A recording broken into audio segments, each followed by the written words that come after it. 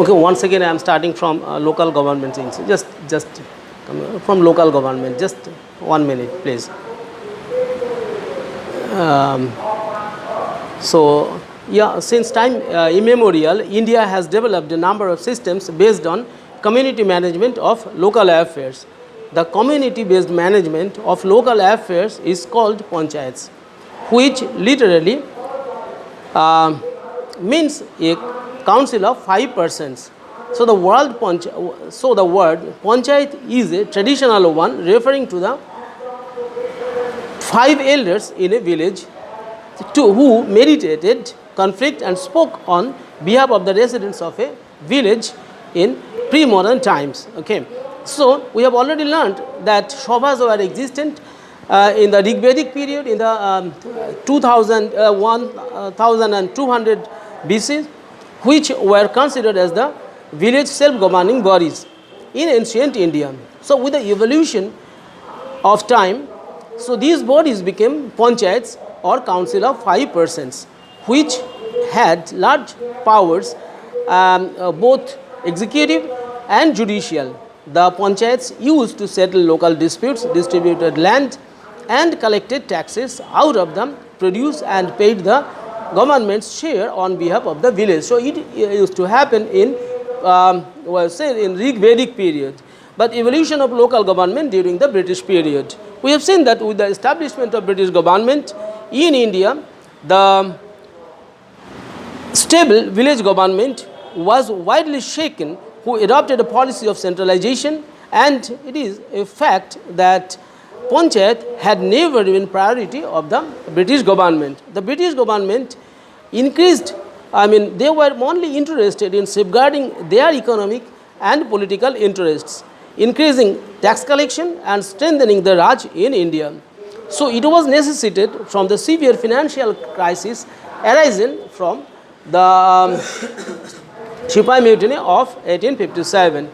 So I told you earlier that it was Lord Mayo who is called the forerunner of the establishment of local self-government in India.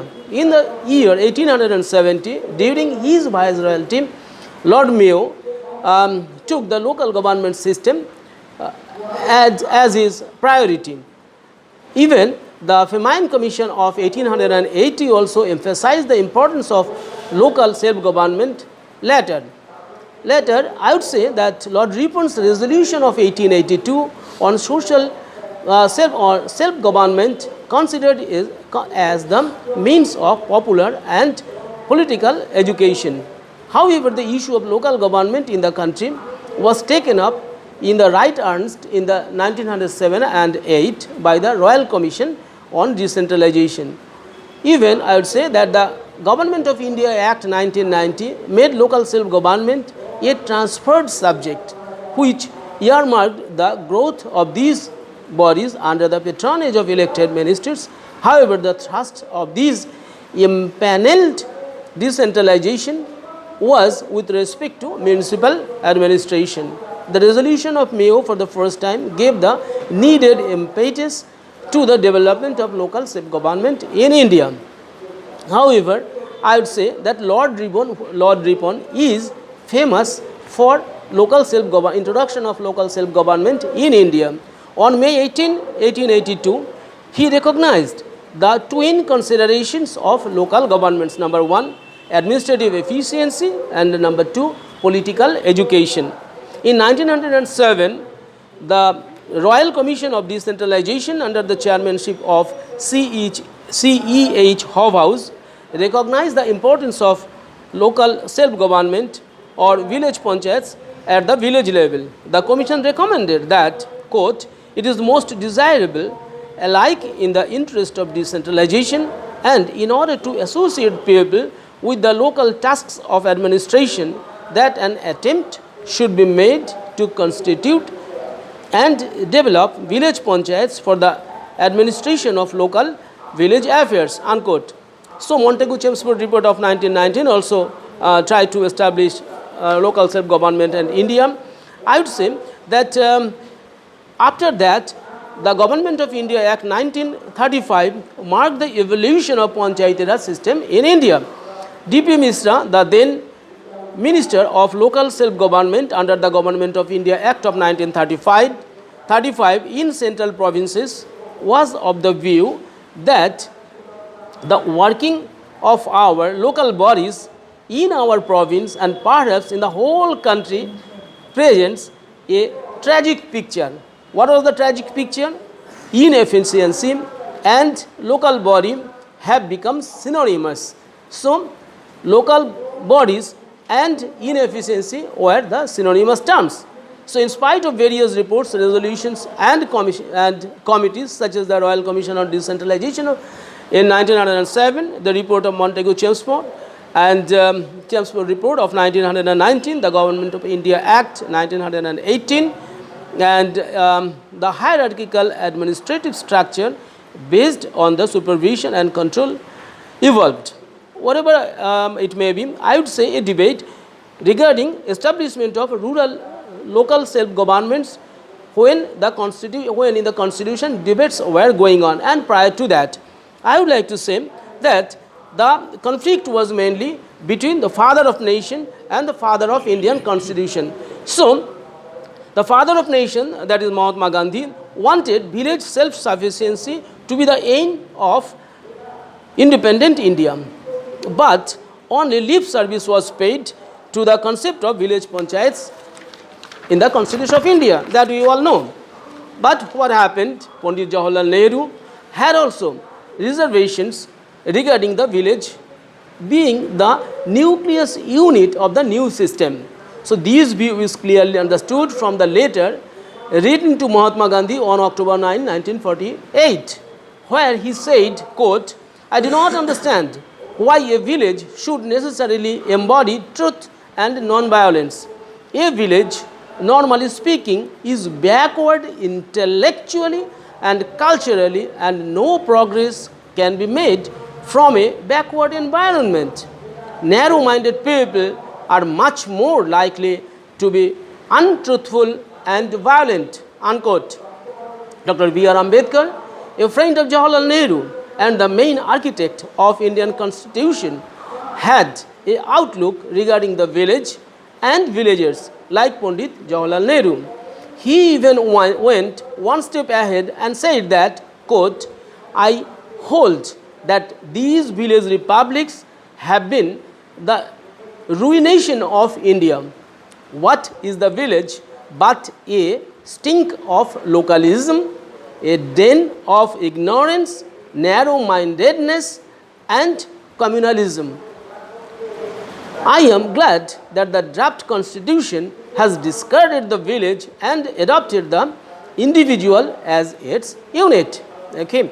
So, finally, the concept of B.R. Ambedkar was accepted because he was the leading leading person of the drafting committee, and that is why his opinion got prominence. Later, only a provision was incorporated in Part 4 of the Constitution of India in the Directive Principles of State Policy, where Article 40 of the relevant provision mentioned that, quote, "The state should take steps to organize village panchayats and endow them with such powers and authority as may be necessary to enable them to function as units of self-government." Unquote.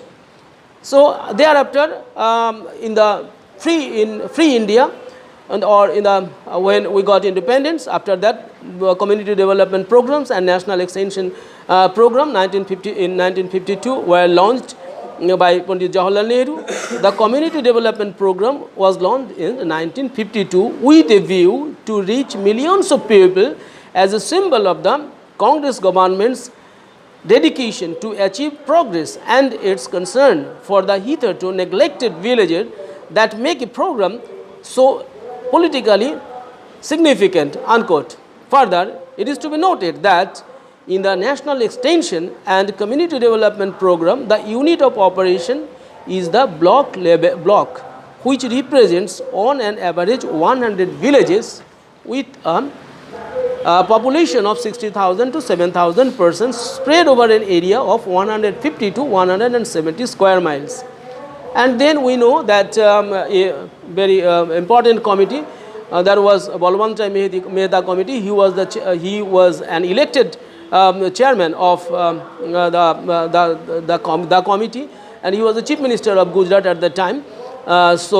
He was elected as the he was elected by the Planning Commission of India, or he was appointed as the chief or head of a committee. The name of the committee was Balwant Rai Mehta Committee. It was named by him, and their study under his leadership in January 1957, he reviewed the working of the community development program and national extension services. The committee submitted its report on 24th November and held that community development would be deep and enduring when the community was involved in the planning, decision making and implementation of the process of rural development affairs. Thereafter, his recommendation was, at first he recommended that Gram Sevikas should be the most important. The women's inclusion is being seen here in the recommendation of Balwant Rai Mehta Committee report. The committee at first said that Gram Sevikas should be recruited from amongst matriculate teachers working in rural or semi-rural areas.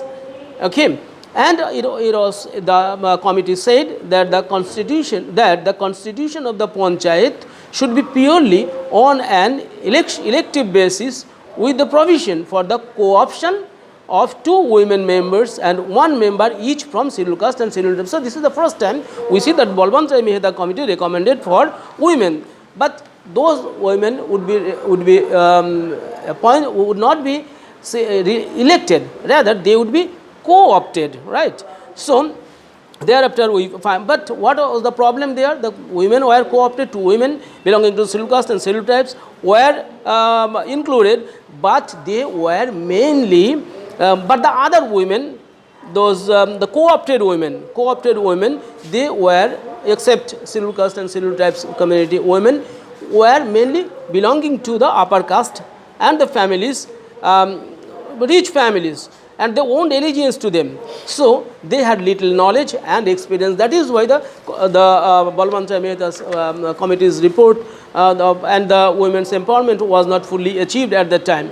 Further, we see that in 1977, another committee, that Ashok Mehta Committee, was formulated or set up by the government of India, and it submitted its report in 1978. In this report, also Ashok Mehta Committee report, it was very important. It was the first time it said that 2 women members to be included in Jila Parishad and Mandal Panchayats if not contested, and 2 women may be co-opted. It was the suggestion or recommendation. The committee failed to recommend equal or at least 33% reservation for women. But in 1995, another committee was set up under G.V.K. Rao, that also provided for, this committee also recommended for reservation of seats for scheduled caste, scheduled tribes and women. And further, we know that A.L.M. Singhvi, an eminent constitutional expert, also submitted a report to the government of India in 1986. In this way, evolution was going on. But ultimately, after the assassination of Indira Gandhi on 31st October 1988, Rajiv Gandhi came to power, and he was very much interested in providing empowerment, political empowerment to women, and he was very much encouraged to see the success stories of Panchayati Raj system in India, particularly in Andhra Pradesh and West Bengal. And he introduced, during his time, the 2 bills, Constitution 64th Amendment Bill in 1989 for rural local governments, and Nagarpalika Bill in the form of 65th Amendment Bill to the Constitution were placed. But the 64 amendment bills could not be at that time passed, because in 1989 or at the time another election came and there was problem. So at that time those things could not be implemented. But in 1991, when P.V. Narasimha Rao came to power, he introduced the bills in the those 2 65th and 64th and 65th Amendment bills in the form of 72nd and 73rd Constitutional Amendment bills. But those 2 bills were passed in the name of 73rd Amendment Bill, and because it was referred to the select committee, and after that it was passed in 1993. Okay, thus we find that those two bills, 63rd and 64th Constitutional Amendment Bill, were passed in the name of 73rd and 74th Constitutional Amendment Bills. Came the Panchayati Raj Act, or the 73rd Amendment Bill, was effected from April 24, 1993, and from June 1, 1993, the Nagarpalika Bill became effective. Okay, so in this was a significant. These are the twin constitution laws which made history in the empowerment of women, because this is the first time women got chance to get elected in the rural and urban local bodies. The provision of the 73rd Constitutional Amendment were a few I am just telling you. Reservation on rotational basis for the SCs and STs in proportion to their population, both for membership as well as chairmanship of panchayats at all levels. Second, reservation is of not less than 1/3 of seats and offices for women. Number 3, 5-year term, and like that. So this was the provision when for the first time it was said that women's 33% reservation of seats will be there for women members as well as chairpersons. Okay. Similarly, in urban local bodies also, it was mandatory provisions. The 74th Constitutional Amendment also provided unique opportunity for the urban women to participate in local bodies, and there were very good provision. The direct election to members, direct election of members from electors, and direct election of chairpersons of the municipality, and provision for ward committees in municipalities having a population of 3 lakh or more. Then important thing is that for women's empowerment, that is reservation of seats of members to women belonging to scheduled caste and scheduled tribes people, and also for women or general women at a percentage. Then reservation of seats of members to the women separately and to the people belonging to the scheduled castes, scheduled tribes communities as a specified percentage, and then reservation of seats for offices of chairpersons to the women belonging to the scheduled castes, scheduled tribes and general. Okay, I am not talking about 243 Q NUST, but I would like to say what was the impact of 1992 twin constitutional amendment acts. Okay, so prior to the amendment acts, the Indian democracy was confined within 2 houses of parliament, that is union government and what is saying this state governments. But after the amendment acts, twin amendment acts, India has moved towards and what has been described as multi-level federalism. So this was one of the greatest achievements or advancement in Indian democracy. So prior to the amendment acts, the Indian democracy was confined to the houses of parliament, 25 state assemblies and 2 assemblies of union territories. And quote, they had just 4,963 elected members. Now there are nearly 600 at that time when I conducted the study, but at present in 2024 it has become 665. District panchayat were at that time were there 6,000, but now it has become 6,711. At that time 2,50,000 gram panchayats are there, but in 2024 you will find that 2,55,447 gram panchayats are there. So there is a lot of changes have taken place. Not only that, about 3.4 million representatives are now elected in panchayats, in local bodies. Out of that, 1/3, more than 1 million are women. So these a large number of women have got the opportunity to participate in rural as well as urban local bodies. So this is great achievement.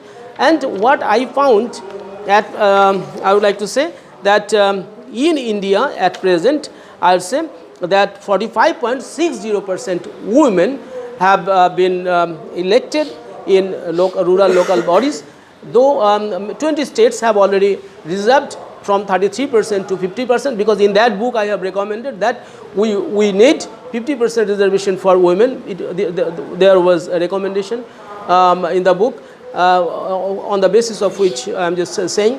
So the recommendation has been accepted by the government of India, and many states, particularly 20 states in India, has adopted 50% reservation for women in rural local bodies. And at present in India there are 31,88,981 members, including chairpersons in the rural local bodies. Out of that, 14,54,488. So this is the largest number of women have taken part in a democracy, and it is not found anywhere in the world. So this is the greatest achievement of India.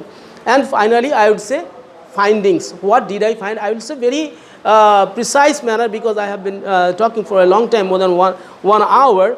So I know that I am thankful to you, because you are lending your ears and bearing me for so much time. I would like to say the findings. I would say one by one I am just saying the findings, okay. I am not going in details, but I will say first the women's participation in village assemblies and or councils, I mean Gram Sabha and Gram Sangshads, have been increased. They definitely have been increased by the 73rd Amendment Act. But what happened? Still, more than 60% people in village do not participate in villages or Gram Sabhas and Gram Sangshads. Okay. So this was the observation. I participated in many Gram Sangshads, because one of the joint videos was my friend in Paschim Medinipur. I used to visit with him to the Gram Sabhas and Gram Sangshads meetings. And I have seen in Niwai also, in Rajasthan I have seen, and also the same thing I have found in Chennai also. Okay. So I would say that necessity of self-defense in almost all books I support for, and I recommend to the government of India as well as state government in West Bengal and other governments also, women's self-defense. It is very much important, because violence will be reduced to a not zero level, but it will reduce to a very minimum level, because I think that always women's physical empowerment is very much important. I have recommended for use of chili powders, use of judo karate, use of keeping nails, and self-defense, other self-defense methods. These things, if implemented properly, the government of West Bengal had taken. I recommended in many books, not less than 4 books, I have said to the government of West Bengal and government of India that self-defense methods should be started. But the government of West Bengal has taken, and they have started providing or imparting self-defense training to the girl students, but at school level, but that is for 3 months only. This is very less. It is not necessary. This is not effective actually. It is being implemented, but it will not give good dividend to the women and girls. That is why I say that continuously, at least for 2 years, self-defense methods should be imparted to the girl students. Okay. So methods of self-defense, I said that, but I said that all the members suggested that education for members of municipality. Many women members are not educated properly, because there is no provision of women's educational educational qualification to become a member or to become a chairperson. Maybe in Gram Panchayat, maybe Gram Panchayat Samiti, or maybe in Jila Parishad. Okay, so it is necessary. Standard of education. Sorry. And I say interesting thing. I would say that in terms of social empowerment, I saw that in 3 states, what happened? Women, mainly rural women, can take decisions in cooking food, distribution of food, admission of children, and selection of tours after the holidays or during the holidays of children, and purchase of petty household goods.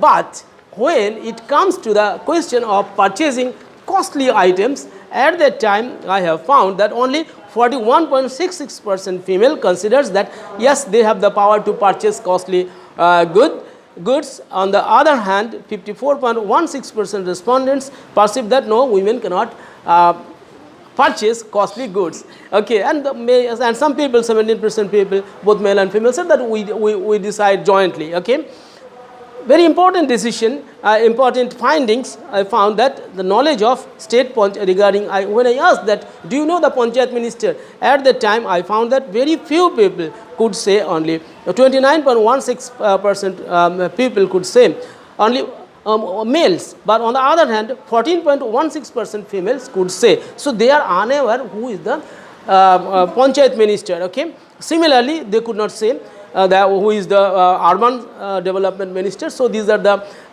lack of knowledge of our village population, village people, particularly women.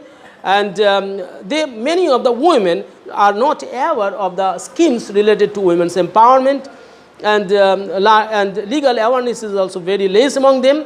But I would say, why this lack of awareness among women are being found? Because most of them are not having reading habits and listening to radios and watching television. Most of them do not watch the television news. Okay, so I would say very important observation, very important findings. Obstruction by male leaders. So out of the total general respondents, 70% women and 45.83% men strongly agree that male leaders obstruct women in performing their roles from behind the curtain. I mean, women are being obstructed by male members of their family. Okay. Next, women office bearers are controlled also by men, maybe political bosses, maybe political leaders, maybe their husbands, maybe their sons. I would say I do not have time, because I saw that